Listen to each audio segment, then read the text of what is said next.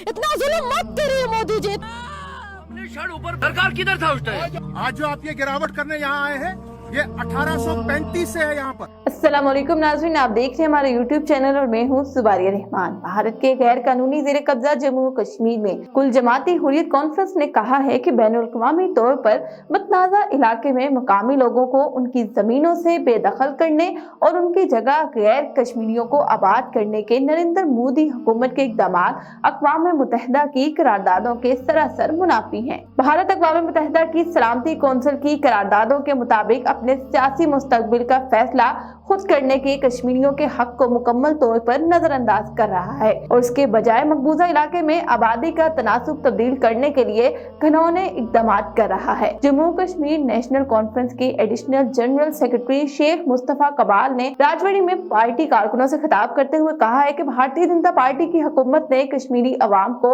मसाइब के समंदर में धकेल दिया है। उधर Jammu Kashmir national panthers party के कारकुनों ने हरीश देव सिंह की क़यादत में काबिज हुकूमत की अवाम दुश्मन पॉलिसियों के खिलाफ जम्मू के इलाके मानतलाई रोड पर एक एहतजाजी मुजाहिरा किया।